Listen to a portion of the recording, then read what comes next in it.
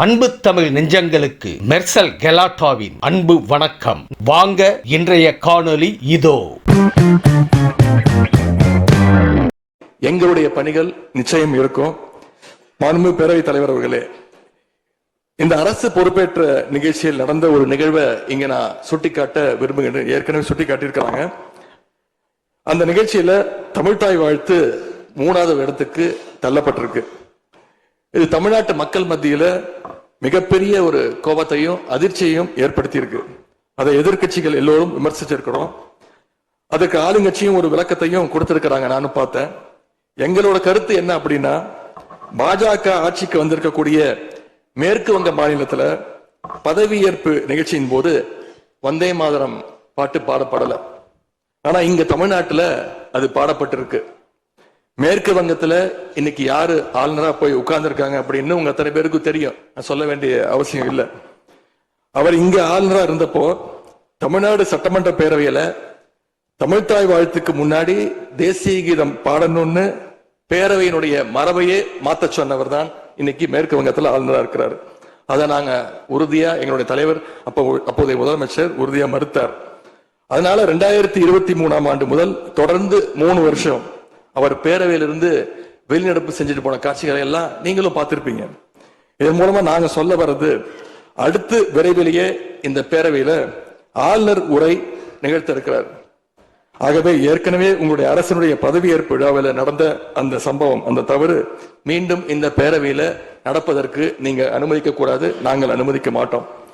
பேரவையில் மட்டுமல்ல, தமிழ்நாட்டில் நடக்கக்கூடிய எந்த நிகழ்ச்சியாக இருந்தாலும் சரி, அரசு நிகழ்ச்சியாக இருந்தாலும் சரி, எந்த நிகழ்ச்சியாக இருந்தாலும் சரி, தமிழ்தாய் வாழ்த்து என்றைக்கும் 2வது இடத்திற்கு நாம தள்ளி போக விடக்கூடாது. இந்த அரசு அதற்கு அனுமதிக்க கூடாது என்று நான் இங்கே கேட்டுக்கொள்கின்றேன். ரொம்ப விழிப்போடு இருந்து நம்முடைய உரிமையை மரபை பாதுகாக்கணும்னு உங்களை எல்லாம் வலியுறுத்தி நான் கேட்டுக்கொள்கின்றேன். மாண்பு பேரவைத் தலைவர் அவர்களே, வண்டிக்கு பிரேக் எப்படியோ, ஒரு காலைக்கு மூக்கனாங்கயிறு எப்படியோ, அப்படிதான் ஆளுங்கட்சிக்கு எதிர்கட்சி அப்படின்னு பேரறிஞர் அண்ணா அவர்கள் நமக்கு சொல்லியிருக்கிறார்.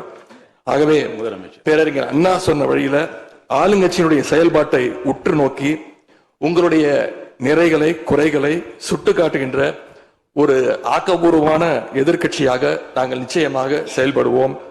தமிழ்நாட்டுடைய உரிமைகளுக்காகவும் வளர்ச்சிக்காகவும் நாம எல்லாரும் சேர்ந்து ஒன்னா பயணிப்போம்.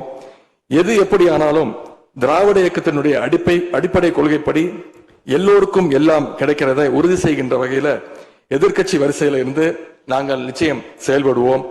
நடந்து முடிந்த தேர்தலில் ஆட்சி அமைப்பதற்கான பெரும்பான்மையை ஆளுங்கட்சிக்கு மக்கள் வழங்காமல் போனாலும் திராவிட முன்னேற்ற கழகத்துடைய தலைமையில் தேர்தலை சந்திச்சு வென்ற தோழமை இயக்க சட்டமன்ற உறுப்பினருடைய ஆதரவோடு ஆட்சி அமைத்திருக்கக்கூடிய புதிய அரசிற்கும் மாண்பு முதலமைச்சர் அவர்களுக்கும் என்னுடைய வாழ்த்துக்களை நான் மீண்டும் தெரிவித்துக் கொள்கின்றேன்.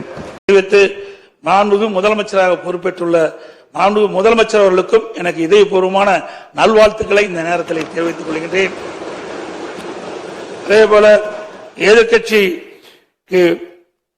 எதிர்கட்சி தலைவராக பொறுப்பேற்றுக்கிடும் தங்களுக்கும் மாண்பு அமைச்சர் பெருமக்களுக்கும் இங்கே வெற்றி பெற்று தேர்ந்தெடுக்கப்பட்டிருக்கிற அனைத்து சட்டமன்ற உறுப்பினர்களும் எனது மனமார்ந்த நன்றி தெரிவித்து விடைபெறுகின்றேன். நன்றி, வணக்கம். நீங்க திரு SP வேலுமணி அவர்கள் கை தூக்குறீங்க, பேசணுமா? பேசுங்க. மாண்புமிகு பேரவைத் தலைவர் அவர்களே, மாண்புமிகு புரட்சித் தலைவர் MGR, மாண்புமிகு புரட்சித் தலைவி அம்மா ஆகிய இருபெரும் தெய்வங்களை வணங்கி 17வது சட்டமன்ற பேரவைக்கு புதிதாக பொறுப்பேற்றுள்ள மாண்பு முதலமைச்சர் அவர்களுக்கும் இருந்து சிறப்பான முறையில் பணியாற்றியவர். மாண்பு